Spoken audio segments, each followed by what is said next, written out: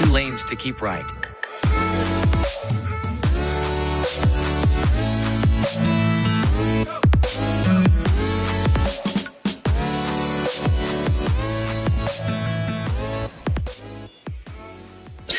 Hey everyone, welcome to Prepare to Go There, the most important mission critical conversation we can be a part of today. And that's my opinion, but that's because it's all about the future. It's all about what's important and what's possible and the work that we're going to have to do to agree with it, to go after it. My name is Peter, and it is a joy and an honor just to go on this extended coaching journey with so many of you, so many amazing friends and leaders. Y'all inspire me. You are crushing it in so many different spaces, and it has been a joy to do this. I already see Joshua in the chat. Welcome, brother. Thank you for jumping on. Say hi if you are watching live, and we are excited to be back in the future frontier. And this is really exciting because we are in the countdown for season 1. 10 more installments for season 1, if you can believe it. And then we are going to be crossing the 100th live stream of Prepare to Go There. But if this is your first time for whatever reason, welcome. Thank you. And let me just give a quick why behind this journey, this coaching journey. You know, it's my experience and my observation that most people don't know how to lead others into a better future unless and until they learn how to lead themselves there first. That's it. It's that simple. Can you lead yourself so that way you become proof of concept for other people? You know, it's amazing and it's a privilege to live and lead with vision, right? To have a sense of what's important and what's possible, and to carry that so that way other people can carry on with you. And I encourage my friends and leaders, when you've got that big vision and you're wondering, how are we going to get all the way from there to here, back to there? And you got this massive vision. What do? You start with the one person version of that vision, and you begin to live that out. You can become the one person version, the simplest, the most basic beginning step of that big vision. You become the one person version of that vision, and then watch it begin to grow, watch it begin to mature, watch it begin to multiply over time, and other people will catch on. You become the proof of concept of the future. And so self-leadership is mission critical. It is not selfish. It is self-control. It is the ability to lead yourself in a way that is going for the long haul with intentionality and integrity. And so that's why we come back again and again to practically figure out how to lead yourself and stay focused on the future. And for whatever reason, life can kind of get shaken up, and that big, brave future that we've been dreaming about, praying about, talking about can kind of drift to the side. And so I have found just having a conversation, just showing up again and again, day after day, helps us to not quit and not forget. And that is valuable. So welcome. And if this resonates with you, I want to invite you, join the community here, join the Future Friends. And I sent an email out with all this content, and we're back on the trail, all right? Because we're going to be going through a brand new series talking about delegation. And so before we begin, I want to set it up with just one disclaimer, because this is going to be super fun. It's a big conversation. It matters a lot. Delegation really is one of the tools and one of the gifts that we can give to the people on our team to let them know that we believe in them, that we are invested in their success, and we want to lead in a way that helps them succeed. And so delegation is really important. And delegation starts with us. And that's why I have a disclaimer to tell you first. And here it is. You're probably not going to hear what you want to hear today. All right. Because everybody's looking for the strategies just to delegate all the stuff they don't want to do. And that is not what today is for. Later on in the week, we're going to be building on these ideas, right? We're going to be building on these concepts, and we're going to be learning the practical and the tactical ways that we can better communicate, better delegate, and overall just have a better team working environment. But a lot of us, we don't know where to start when it comes to delegation. I've definitely been there, and I have to remind myself how to do this the right way. Thankfully, there are some really good examples around us, and there's some important things we can talk through. And so we're going to be getting into those strategies all week long. But it does have to start pretty much where every Prepare to Go There conversation starts, and that is with us, with ourselves. And unfortunately, many times we want to delegate for the wrong reasons. And because of that, it doesn't work. We fall into a ditch. So we're going to try to help you avoid, I'm going to help you avoid the ditches that can derail the reasons, the purpose, the effectiveness behind your delegation approach. And the reality is we all want to delegate more and better, but there are some things we should never delegate. And so I want to talk about what not to delegate first.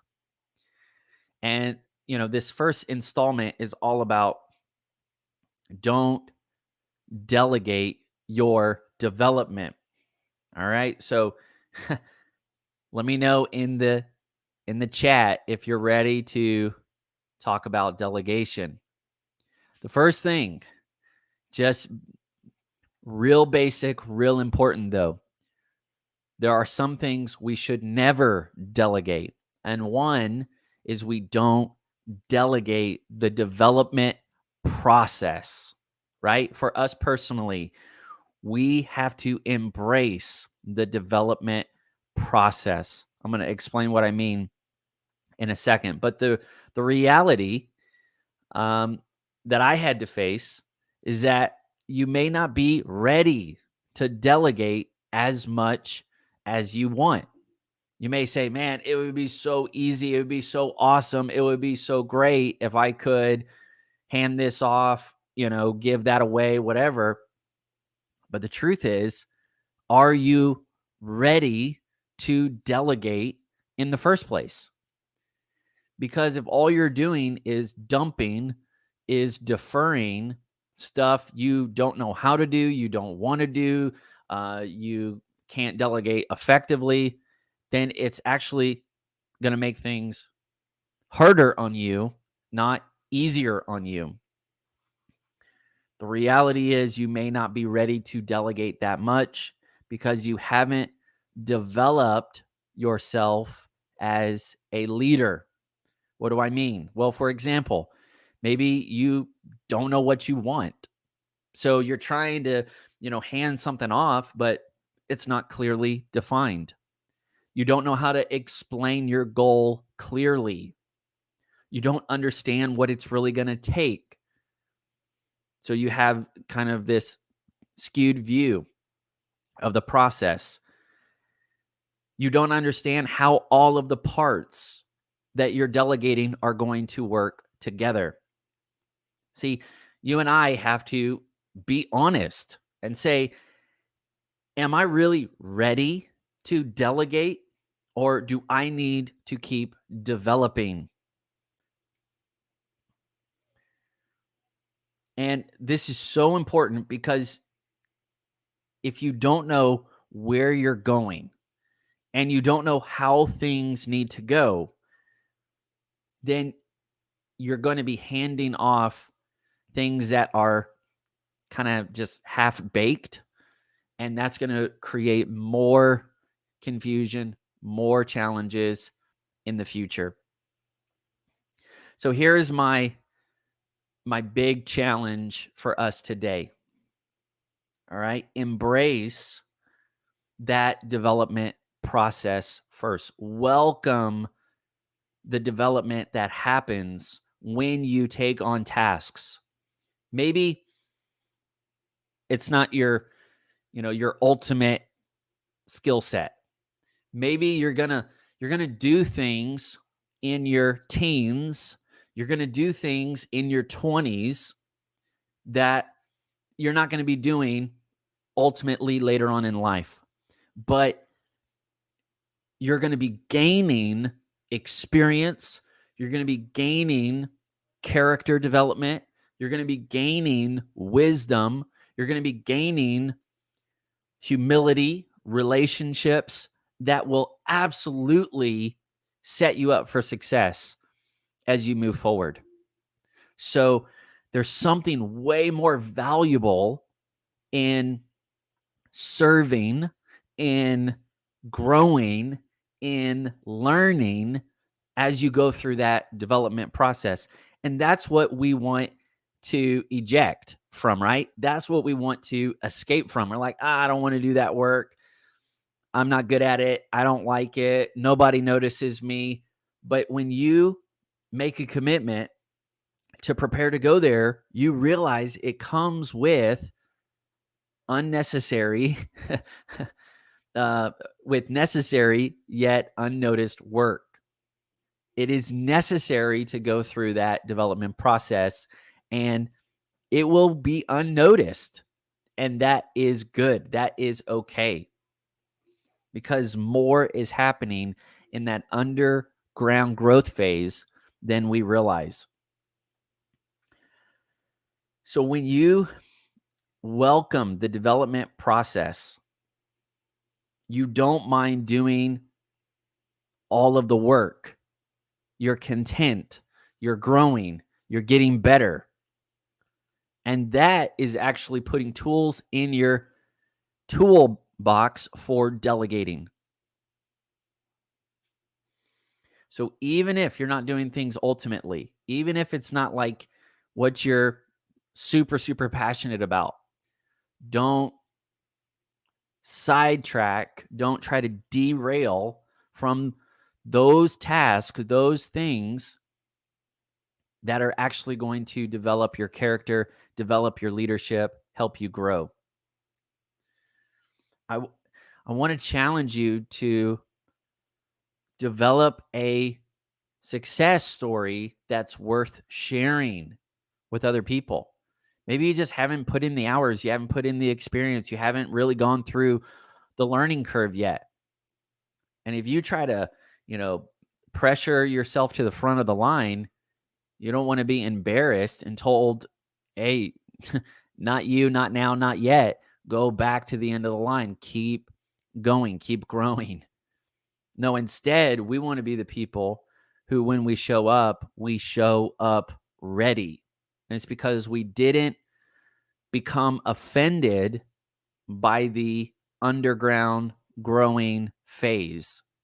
So by the time we show up ready. Now, there are two essential skills that I think are a part of delegation.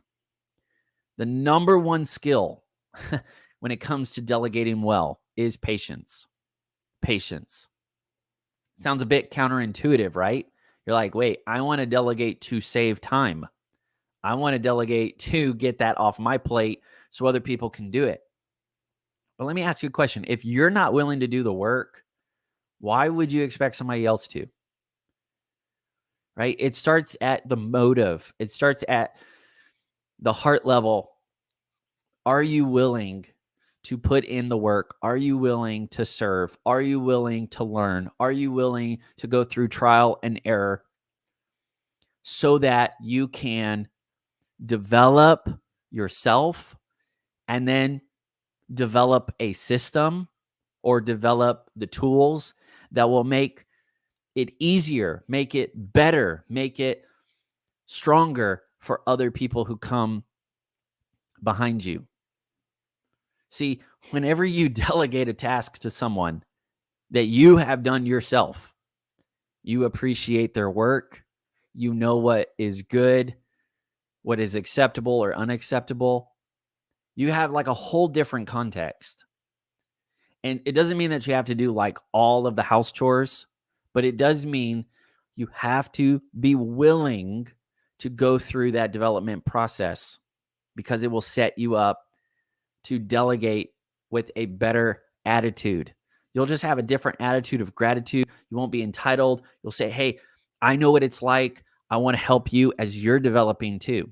See, you're not just dumping stuff on other people because you're escaping that learning curve. You're trying to run away from it. You have gone on a learning curve. So now you know how to confidently coach others. You realize that, hey, this is not about the project. This is about the person. This is not about what I'm doing. It's about who I'm becoming. And because I've learned that myself, now I can facilitate a project and ultimately a process that others can come into, and they're going to be learning life skills as well. They're going to be picking up values as well. They're going to be, taking ownership and feeling empowered because I know what that's like. I've been through good delegation experiences. I've been through rough delegation experiences, and I want to be someone who pays it forward and helps people get the value of self-leadership through a delegation project. So the first thing is you got to be very patient. You have to be patient with yourself as you're learning new skills, as you're going through these experiences, as you're growing. You also have to be patient with the people you're delegating to. It may be new for them. They may be taking on more than they can handle initially, but that's okay because it's stretching them, it's growing them, and we're walking with them to encourage them, to equip them. So you really do have to be patient with delegation. And if you're just thinking that you're just gonna, pay someone to do the job, that's fine, but that's a little different, right? That might be outsourcing or freelance. You might be working with partners. But if you're developing yourself as a leader and you're developing other leaders, you're developing a team around you that are, going to want to work with you, then you got to do this in the right tone. And they have to realize that in your mind, they are the important part of the equation. Hey, I'm going to give you responsibility so that way you can learn, you can grow, and you have safe space to make choices, even make mistakes.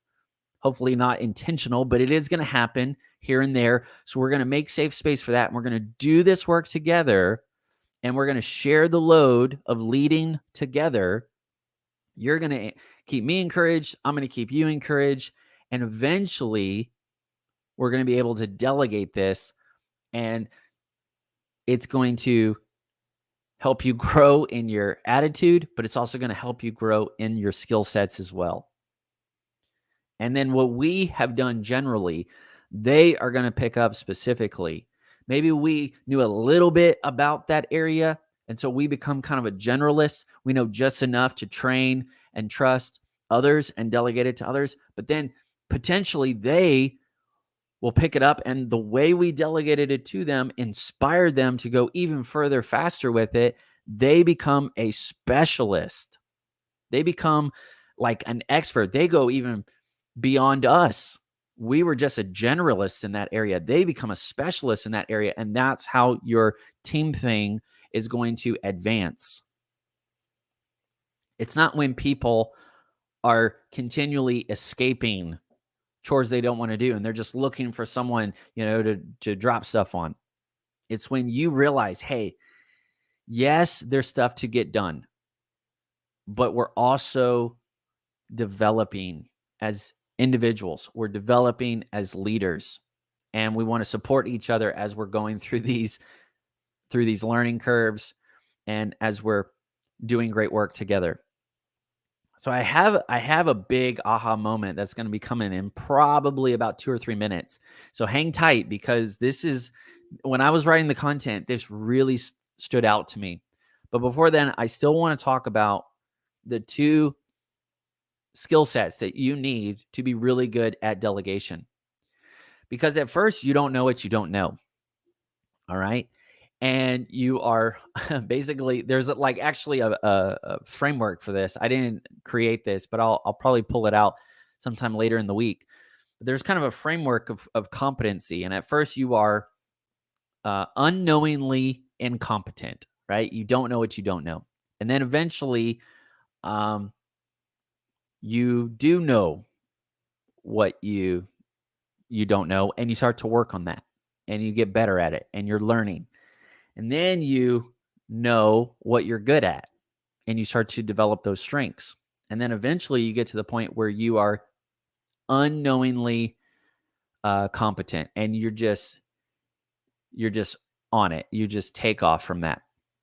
So that's a pretty fun framework. I'll have to run it down for you later on.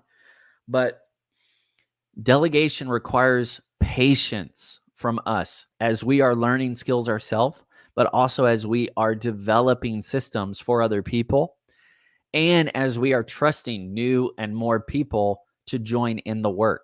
We got to be patient with them, patient as we're training, patient as we're trusting them to do well, patient as we're tracking to see their own results and to see their own development happen. But when you realize how long it will take to actually build and sustain a great team, you realize that every decision counts. Every decision matters. And so that's when you begin to pair the patience with decisiveness. If you want to be good at delegation, you have to practice being decisive, because you realize it's going to take so long. You don't have time to make these unwanted errors. You don't have time to waste. It's going to take time as it is to do it right. It's going to take way more time if you do it wrong. So a lot of times people, they try to rush through the delegation process, and it actually wastes more time in the end. So you want to say, hey, it is going to take time. I am going to have to commit myself and then commit to others up front. And there is going to be kind of like a training, transferring process with all of this. And I'm okay with that. And I've already committed to it up front, but I need to now expedite where I can and be very clear about the decisions that need to be made in order to make this successful. And so that brings us to a quote, and I attribute it to the SEALs, and they teach this kind of in the military, but it's smooth is slow. Wait, I think it's actually slow is smooth, smooth is fast. But the point is, you've got to be willing to slow down.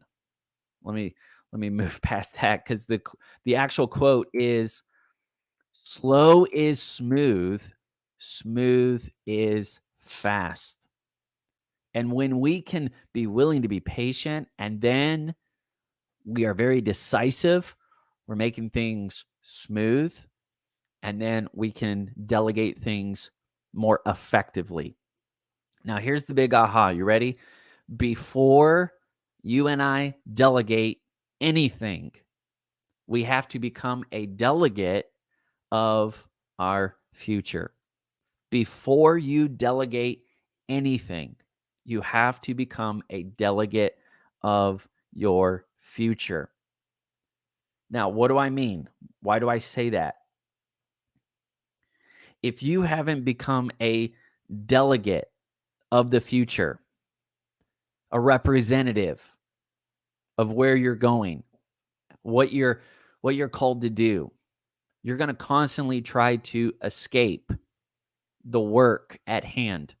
You're going to escape the development process. You're going to escape the rigors of routine and discipline and consistency. You're going to just try to shortcut everything all the time. I'm not saying, well, maybe I am. We are going through a necessary yet unnoticed preparation process. And becoming a delegate of your future is going to help you have the right mindset as you go through the development process. Here's what I mean. If you're not a delegate, if you don't have that mindset that I'm already representing the future every day. That's like this quote, the way you do anything is the way you do everything. Think about that. The way you do anything is the way you do everything. That's the way a delegate of the future, a representative of where they're going, is thinking. And if you're not thinking that way, you're probably fleeing from the pain and the process that will actually get you back to the future you saw. Even if what you saw was just dim, right? We see things dimly, but it doesn't mean the little bit we do see is wrong. It means that there's enough to believe in, to hope for, to work towards, to stay focused on.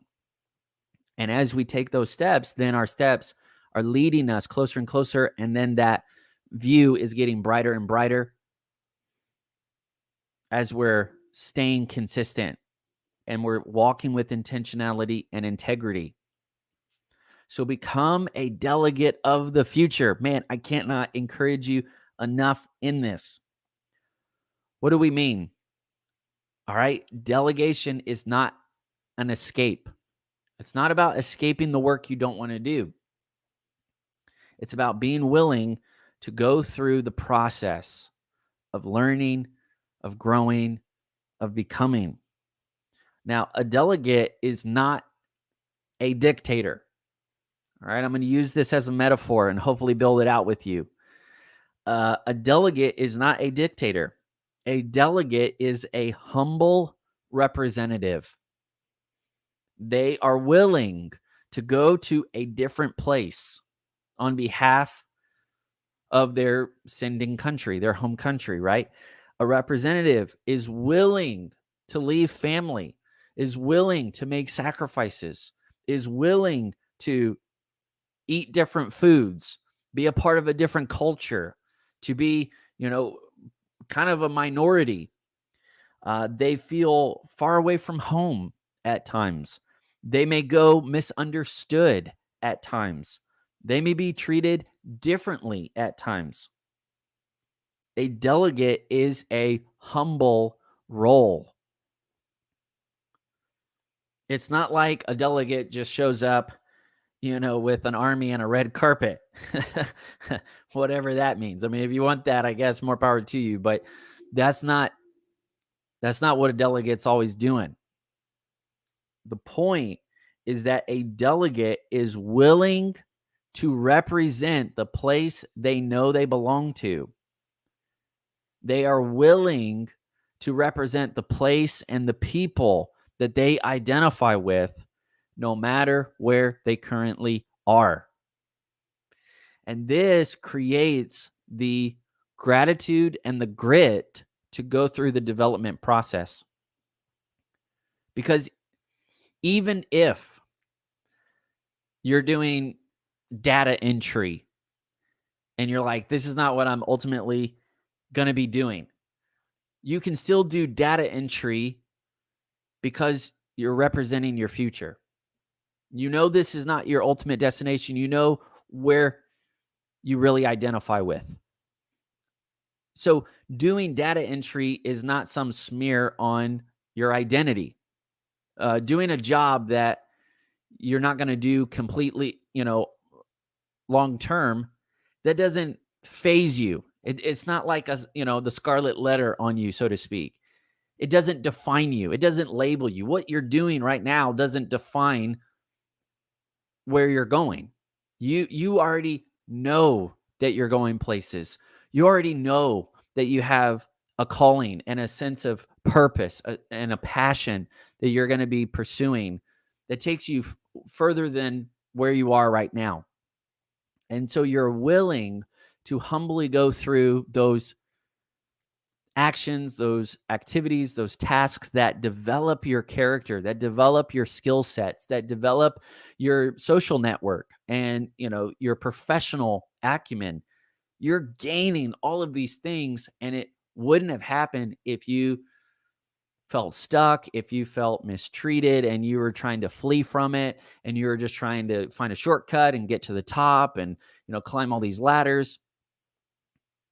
I mean, think about all these people, all the that are interns, they're doing residency, maybe they're, going for medical degrees or they're doing some important career work.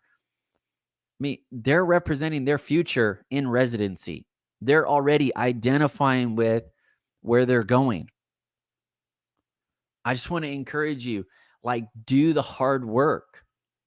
Do the hard work. It's not only is it okay, but you're going to discover things through that process. You're going to gain things through that process that you couldn't pick up anywhere else. You are not what you do. You're not just a human doing. You are a human being. And when you are a delegate of the future, of your future, you don't mind doing something different or something that feels somehow below you, something unexpected, something that wasn't in your life plan, something that feels difficult to master, because you already identify something beyond where you are. You identify beyond that task. And if you and I want to delegate well, we have to have the right reasons when we're going through the development process. We're not trying to escape that season of our life. We're enjoying it. We're taking advantage of it. We're using every moment possible. We're leveraging it because we know it will have ROIs that are beyond our imagination today. Right? That's when learning becomes your highly leveraged work. You're saying, hey, I realize that delegation is not just about escaping, it's about expanding. It's about expanding my skill set, expanding the territory of my passions, my purpose, and gifts mix.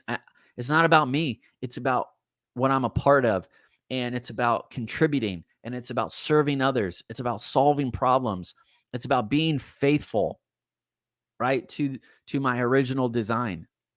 And it's about learning how to be authentically you. So learning becomes the priority in that season. It's not about, scoring points and getting recognized and all this stuff. That will come. Your gift will make room for you. But if you're just constantly trying to get out of work you don't like to do, you're probably missing out on opportunities.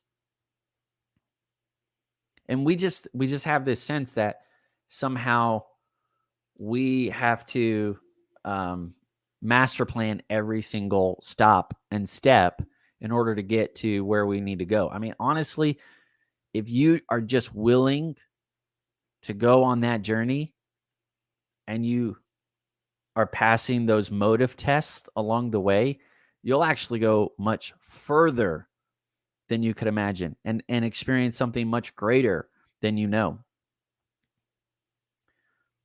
So learning becomes leveraged work. Many times we can try to leave uncomfortable responsibilities because our character isn't formed yet. And there are actually interior values that have to be shaped in us, regardless of the work at hand. You're like, well, I don't want to do that because that's not who I am. It's like, it's not about that.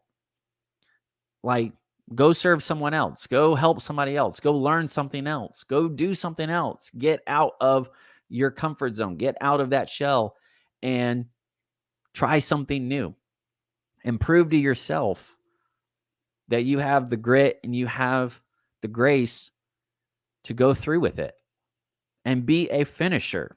You know what I mean? There's a lot of great stuff on delegation. I hope we can get into more as the week unfolds. And yes, we want to, lead with our strengths. And yes, we want to, develop a dream team where everybody's contributing. But I just wanted to start today with the reasons. Do you have the right reasons for delegating? And are you willing to go through a development phase? And it's not just in your teenage years or your 20s or when you're in college. I mean, every next phase of your life, every next new in your future will go through a development phase. You're going to have to develop again and again and again. Personal strengths and weaknesses can be identified, should be identified, but that doesn't happen before your personal disciplines are developed. Sometimes you just have to work on you. And then you begin to see where your strengths are. You begin to see where your passions are. And then you can step out from there. And if you don't work on your disciplines, if you don't work on those core interior issues, you know what I mean? Like integrity and honesty and follow through and excellence and on, then everything will become a weakness. Every area of your life will just become a weakness because that interior core is not developed. I'm thinking of a old Michael Scott quote. He said, yeah, this works your core, your back core, your leg core, your arm core, the Marine Corps. We're not talking about that. We're just talking about your life, your lifestyle, your worldview. So regardless of the work, be willing to put in the work. There's nothing that is below us. And when you get to that place where you just are willing to serve and you're willing to invest your best for other people's success, then I just believe that it unleashes the right reasons, and your leadership ability begins to grow and multiply. So when you're first getting started, you want to delegate everything because you feel weak in more areas than you realize. And it's because there are some transferable skill sets that you can take with you into the future. There's decision-making skill sets. There's learning. There's emotional intelligence. There's organization, there's leadership, there's communication, there's change management. There's so many just experiences, life experiences, people skills that you can take with you into the future if you learn how to, invest them and convert them into new roles and different goals as you go. You may say, well, I'm not good at that, so I just need to get rid of it as soon as I can. But the truth is, you can turn your struggles into strategies. And when you turn your struggles into strategies, you'll embrace unknown strengths, things that really are strengths. For me, I'm inspired by Jesus. He's amazing. And as I rely more and more on Jesus, he's showing me that he is strong for me, through me, even in my weaknesses. And it's because I'm approaching it with his mindset, and I'm learning how to turn struggles into strategies. He's giving me the strategies. He's revealing new strengths. Like, for instance, I wasn't a calendar person before, right? Very practically, I was not a calendar person before, but I grew that muscle. I developed that muscle. I identified it, and I couldn't delegate it at the time. And so I'm saying, well, I got to figure this out, right? This is important. This is going to inhibit this could handicap my ability to lead myself. And so let me figure this out. And as I invested, I learned I have the potential to learn anything. I have the potential to get better at anything. It's just that I have a limited amount of time, and so I have to make wise choices, but I'm not going to feel inferior to any task, any challenge, any field that's in front of me. I'm going to learn how to turn struggles into strategies. And then in that, I'm going to embrace new strengths that I didn't even know I had. And that's how you can learn how to improve and succeed as much as you want, because you're now depending on that follow through to identify struggle, not be intimidated by it, not be offended by it, but to lean into it and say, no, I can do this. I can figure this out.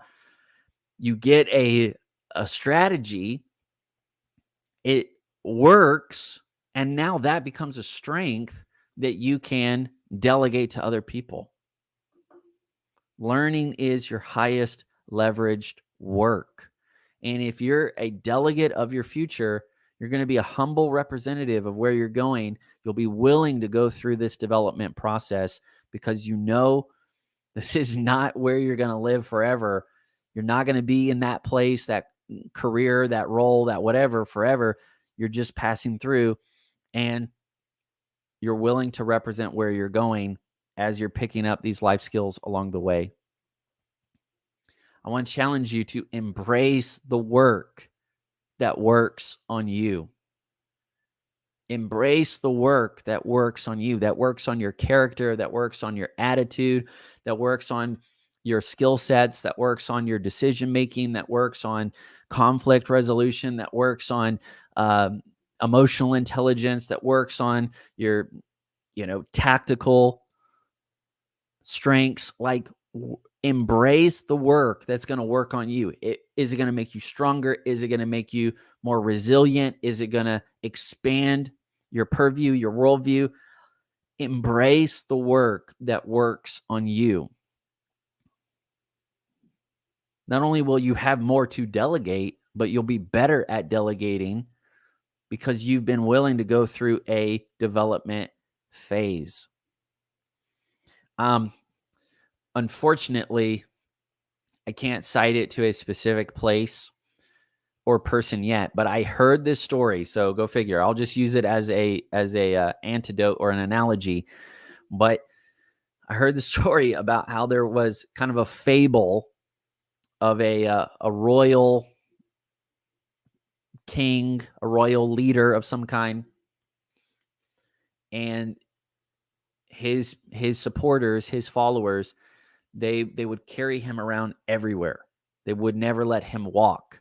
They said, no, you're royal. And so they'd pick him up and they'd carry him along everywhere. And eventually he just kept living that way and kept taking that.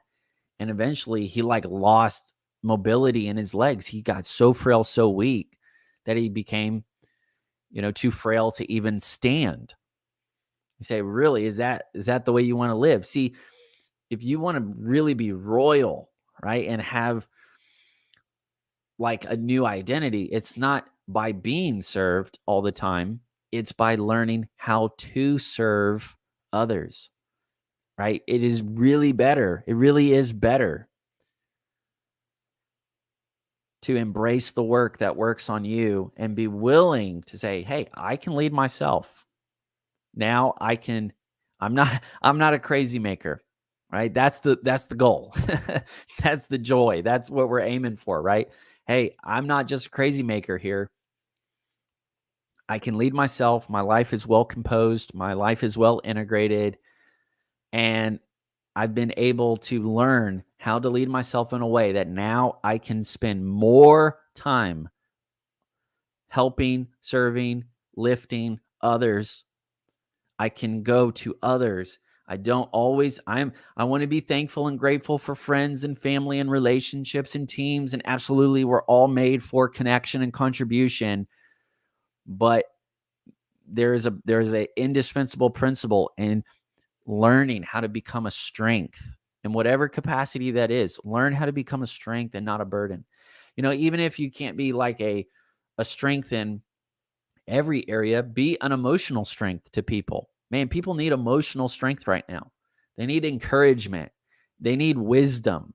They need someone who's going to reassure them with like substance and not just flattery. Like commit to be a strength, not become more and more of a burden, draining, pulling people down, dragging people, tearing people down. Don't do it. Don't do it. And then you think, if you think that you're some success just because you're dumping and dropping all of these tasks on everybody else, and you're not willing to do that work and you don't know how to get those same results, then who's really, I'm going to stop there. Developing your character is what's going to help you make better decisions and find the right people to delegate to. So just ask yourself whenever you come into something, because whenever you want to delegate, it's always in the moment of frustration, right? That's kind of where it starts. It's like, man, I'm so frustrated. I don't want to do this. Just give it to somebody else. And you're kind of trapped and stuck, and you can try to get out fast and escape it.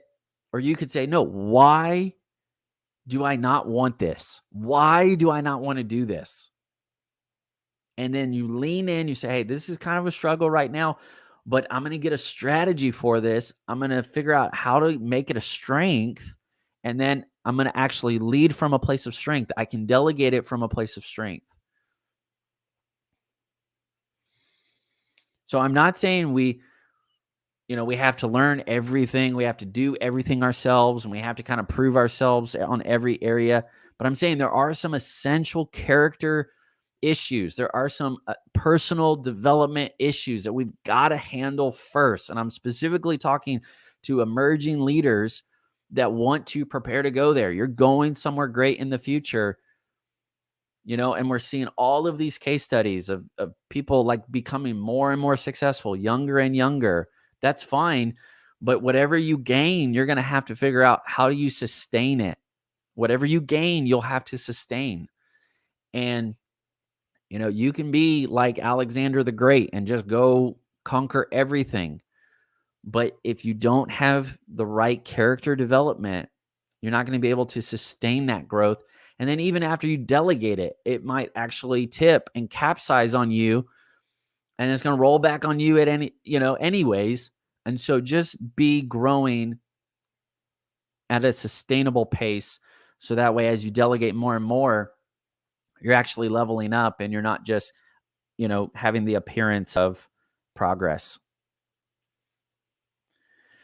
So ask yourself, why don't I want to do this? And if the answer is some sort of character issue, a lack of maturity, right? So if it honestly, you got to be honest. Like if you're not going to be honest with yourself, then this is going to be tough. You're not going to be able to do this, but figure out, hey, is this something I need to develop in first? And I'm willing to go through this humbling learning process because I'm not thinking like someone who's just trying to run away. I'm thinking like a delegate. I represent something bigger now, and I'm willing to go on that journey. Man, I cannot tell you how many times I've wanted to delegate stuff, right? It's easier. It makes sense. Just delegate it. But I will never trade the learning lessons that I've been through. And now I've learned a life skill that I'll never trade, which is how to lead myself, how to be empowered, and that now helps me turn around and empower other people. All right, that is today's content. Embrace the work that works on you. If you found this content helpful, maybe a little challenging today, it's not what we want to hear. This is clickbait, Peter. um, no, it's just foundational. I just wanted to start the week out with the right reason. You're going to delegate a lot in the future. You're going to be doing so much. In fact, it's a privilege to delegate well, because what you're really doing is you're developing other leaders, you're making room for other teams, you're trusting, you're building like amazing community, you're establishing healthy culture, you're going to be potentially creating space for people to have jobs and livelihoods that families are going to be depending on. And then with that economic empowerment, they're going to be able to, do amazing things in their lives. They're going to have different quality of life. So, I mean, this is a privilege. Delegation is, in my opinion, a practical superpower for pioneering leaders in the future.